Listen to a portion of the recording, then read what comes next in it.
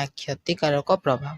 ଆମେ ଟେଲିଭିଜନ ଉପରେ ଆମେ ଆଗେ ପୂର୍ବ ଭିଡ଼ିଓରେ ପଢ଼ିଥିଲେ ଟେଲିଭିଜନ ଉପରେ ମୋବାଇଲ ଫୋନ ଉପରେ କ'ଣ ସବୁ କ୍ଷତିକାରକ ପ୍ରଭାବ ଅଛି ତାହା ଆଜି ଆମେ ପଢ଼ିବା। ଓକେ, ତ ଦେଖନ୍ତୁ କ'ଣ ଦେଇଛି, ଟେକ୍ନୋଲୋଜିର କିଛି ରୂପ ହୁଏତ ବିଶ୍ୱରେ ସକାରାତ୍ମକ ପରିବର୍ତ୍ତନ ଆଣିଥାଇପାରେ। ଟେକ୍ନୋଲୋଜିର ନକାରାତ୍ମକ ପ୍ରଭାବ ଏହାର ଅତ୍ୟଧିକ ବ୍ୟବହାର ପାଇଁ ମଧ୍ୟ ପ୍ରମାଣ ଅଛି।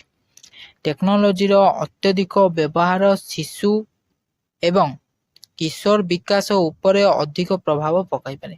କାହା ଉପରେ ନା ଶିଶୁ ଉପରେ ଆଉ କିଶୋର ଉପରେ ଅଧିକ ପ୍ରଭାବ ପକାଇପାରେ। ନିମ୍ନଲିଖିତ ପ୍ରଭାବ ବିଷୟରେ ଆଲୋଚନା କରିବା। ତ କାହା ଉପରେ ଆମେ ଜାଣିଲେ ନା ଟେକ୍ନୋଲୋଜିର ଅଧିକ ବ୍ୟବହାର ହିଁ କିଏ କରିଥାନ୍ତି? ଶିଶୁ ହିଁ କରିଥାନ୍ତି, ଛୋଟ ପିଲାମାନେ ହିଁ କରିଥାନ୍ତି। ଓକେ, ଯଦି ଆପଣଙ୍କ ଏକ୍ଜାମରେ ଆସିଥାଏ ତାହେଲେ ଆପଣମାନେ ଲେଖିବେ। ତ କ'ଣ ଲେଖିବେ ନା ଟେକ୍ନୋଲୋଜି ଅତ୍ୟଧିକ ବ୍ୟବହାର କିଏ କରିଥାନ୍ତି? ନା ଶିଶୁ ଏବଂ କିଶୋର। ତ ଏ ଶିଶୁମାନେ ହିଁ ଅଧିକ ବ୍ୟବହାର କରିଥାନ୍ତି। ଓକେ, ତ ନେକ୍ସଟ ଦେଖିବା। ଦେଖ, ଟେକ୍ନୋଲୋଜି ଆମର ଶୋଇବା କାର୍ଯ୍ୟକୁ ପ୍ରଭାବିତ କରେ। ଓକେ, ଟେକ୍ନୋଲୋଜି କ'ଣ କରେ ନା ଆମର ଶୋଇବା କାର୍ଯ୍ୟକୁ କିପରି ପ୍ରଭାବିତ କରେ ତାହା ଆମେ ଜାଣିବା। ଦେଖ, ଆମର ଶୟନ ଉପରେ ଟେକ୍ନୋଲୋଜି ନିଶ୍ଚିନ୍ତ ଭାବରେ ପ୍ରଭାବିତ କରିଛି କି ନାହିଁ ଶୋଇବା ଉପରେ। ତ ଅନ୍ୟମାନଙ୍କ ମଧ୍ୟରୁ କ'ଣ ଅନେକ ସାଙ୍ଗମାନଙ୍କୁ ମେସେଜ କରିବା କିମ୍ବା ସୋସିଆଲ ମିଡ଼ିଆରେ ମାଧ୍ୟମରେ କ'ଣ ସ୍କ୍ରୋଲ କରିବା ତାପରେ ଯୋଗୁଁ ଆମ ସମୟ ଅନୁସାରେ ଶୋଇବାକୁ ଏଡ଼ାଇଥାଉ। ଠିକ୍ ନା ନାହିଁ? ତ ପିଲାମାନେ କ'ଣ କରିଥାନ୍ତି ନା ରାତି ସାରା କ'ଣ କରିଥାନ୍ତି? ମେସେଜ କରିଥାନ୍ତି, ମୋବାଇଲ ଚଲେଇଥାନ୍ତି, ଟେଲିଭିଜନ ବି ଦେଖିଥାନ୍ତି। ତ ସେସବୁ କ'ଣ କରିଥାଏ ନା ଶିଶୁମାନଙ୍କୁ ପ୍ରଭାବିତ କରିଥାଏ। ଓକେ, ତାପରେ ନେକ୍ସଟ କ'ଣ କହୁଛି ନା ଆମେ ଥକିଗଲେ ମଧ୍ୟ ଉପକରଣ ଗୁଡ଼ିକୁ ଦୂରେଇ ରଖିବା କଷ୍ଟକର ହୋଇଥାଏ। ଓକେ, ତ ଆମ ଭିତରୁ କେତେଜଣ ମଧ୍ୟରାତ୍ରିରେ ଉଠିବା ଏବଂ ଆମର ଫୋନ ଯାଞ୍ଚ କରିବା ପାଇଁ ଗାଡ଼ି ଚଳାଇବାରେ ଦୋଷୀ। ବୁଝିପାରୁଛନ୍ତି କି ନାହିଁ? ତ ଆଚ୍ଛା, ଏଇଭଳି ମଧ୍ୟରାତ୍ରିରୁ ଉଠନ୍ତି ତ ତାପରେ କ'ଣ ଫୋନ ଯାଞ୍ଚ କରି ଗାଡ଼ି ଚଳାଇବା ମଧ୍ୟ ଦୋଷୀ ହୋଇଥାନ୍ତି। ଓକେ, ତାପରେ କ'ଣ କହୁଛି ଦେଖ, ଉଭୟ ଶିଶୁ ଏବଂ ବୟସ୍କମାନେ ମଜାଳିଆ ବିଲେଇ ଭିଡ଼ିଓ କିମ୍ବା ଅନ୍ୟାନ୍ୟ କ'ଣ ମନହୀନ ମନୋରଞ୍ଜନ ଦେଖିବା ପାଇଁ ଅଗଣିତ ଘଣ୍ଟା ବିତାନ୍ତି। ଆପ୍ସରୁ ନିଜକୁ ଦୂରେଇ ରଖିବା କଷ୍ଟକର। ଓକେ, ଦେଖ, ଶିଶୁମାନେ କ'ଣ କରିଥାନ୍ତି? ଶିଶୁମାନେ ଏବଂ ବୟସ୍କ ଲୋକମାନେ ମଧ୍ୟ ମଜାଳିଆ ଭିଡ଼ିଓ ସବୁ ଦେଖିବା ନାଗି କ'ଣ କରିଥାନ୍ତି? ମନୋରଞ୍ଜନ ହେବା ପାଇଁ ସେ କ'ଣ ଅଗଣିତ ଘଣ୍ଟା ମାନେ ଏମିତି କିଛି ବି ଟାଇମ୍ ତାଙ୍କ ପାଖରେ ନଥାଏ ଯେତେବେଳେ ସେ ଅଧିକା ସମୟ କ'ଣ କରିଥାନ୍ତି? ଅଧିକା ଘଣ୍ଟା ଘଣ୍ଟା ଧରି ବିତେଇଥାନ୍ତି। କାହା ଦେହରେ? ମୋବାଇଲରେ। ଓକେ, ତ ତାଙ୍କୁ କ'ଣ ତାଙ୍କୁ ସେଥିକୁ ମାନେ ତାଙ୍କଠାରୁ ସେ ମୋବାଇଲକୁ ଦୂରେଇ ରଖିବାଟା ସବୁଠାରୁ ଭଲ ହେବ। ବୁଝିପାରୁଛନ୍ତି କି ନାହିଁ? ତ ଯେତିକି ୟୁଜ୍ କରିବା କଥା ସେତିକି ୟୁଜ୍ କରିବେ। ଓକେ, ଏହିସବୁ ବାଧାପ୍ରାପ୍ତି ବିଶ୍ରାମ ସାମଗ୍ରିକ ଖରାପ ଶୋଇବା ଅଭ୍ୟାସକୁ ନେଇଥାଏ। ଓକେ, ଏହିସବୁ କ'ଣ କରିଥାଏ ନା ବାଧାପ୍ରାପ୍ତି ହୋଇଥାଏ ଏବଂ ମାନେ ଠିକ୍ ସମୟରେ ଶୋଇପାରିନଥାନ୍ତି।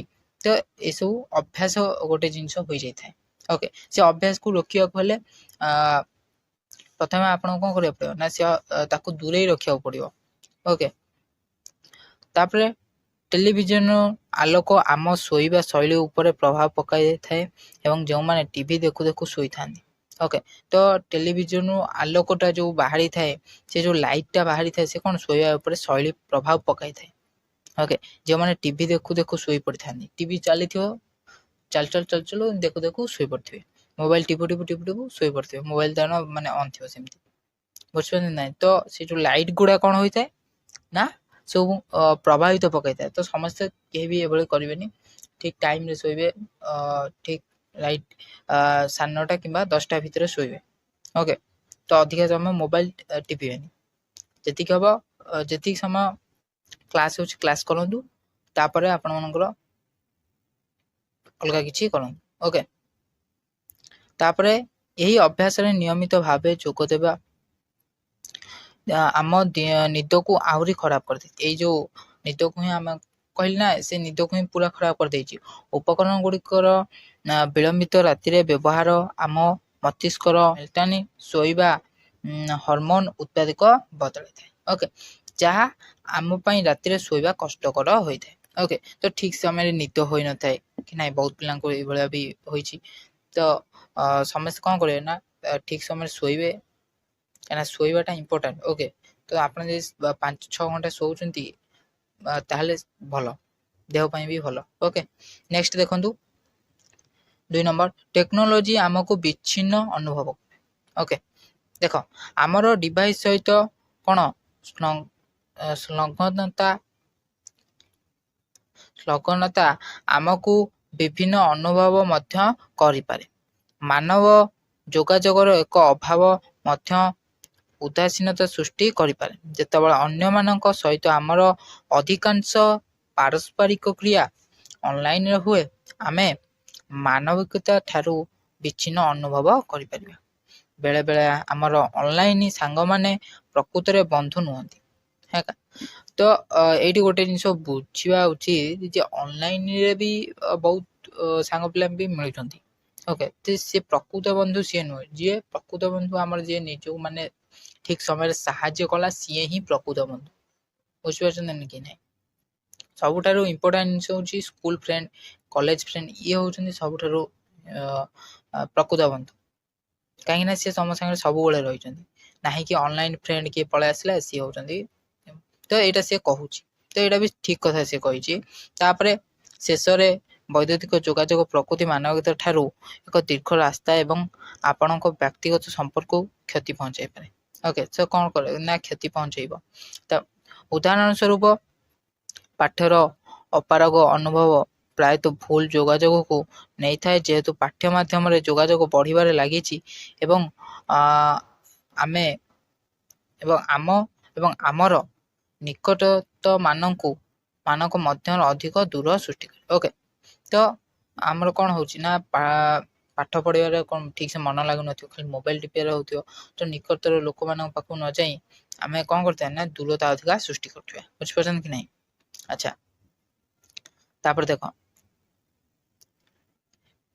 ଟେକ୍ନୋଲୋଜି ଆମକୁ କର୍ମଠ କରିଦିଏ। ଓକେ, କ'ଣ କର୍ମଠ କରିଦିଏ?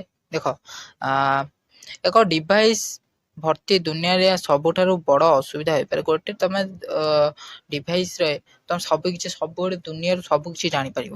ଓକେ, ତା ଜିନିଷ ଭଲ ଜିନିଷ ଅଛି, ଖରାପ ଜିନିଷ ବି ଅଛି। ଓକେ, ତାପରେ ଯେଉଁ ପିଲାମାନେ କ୍ରମାଗତ ଭାବରେ ଭିଡ଼ିଓ ଗେମ୍ ଖେଳନ୍ତି, ସେମାନେ ଅନଲାଇନରେ ଅଧିକ ସମୟ ବିତାନ୍ତି। ଭିଡ଼ିଓ ଗେମ୍ ବି ଖେଳୁଛନ୍ତି ପିଲାମାନେ, ତ ସିଏ ବି ଗୋଟେ ଖରାପ ଜିନିଷ। ଓକେ, ସେମାନେ ଅଧିକ ଶାରୀରିକ ବ୍ୟାୟାମ କରନ୍ତି ନାହିଁ। ଓକେ, ତ ପ୍ରଥମ କଥା ସମସ୍ତେ ଶାରୀରିକ ବ୍ୟାୟାମ କରନ୍ତୁ ସବୁଠାରୁ ଭଲ। ଆଉ ଗୋଟେ କଥା, ଗେମ୍ ନ ଖେଳି ଯଦି ହବ ଆପଣମାନେ କ୍ରିକେଟ ଖେଳନ୍ତୁ। ମୁଁ ଏଇଟା କହୁଛି, ଆପଣମାନେ ସମସ୍ତେ କ୍ରିକେଟ ଖେଳନ୍ତୁ, ସବୁଠାରୁ ବେଷ୍ଟ ହବ।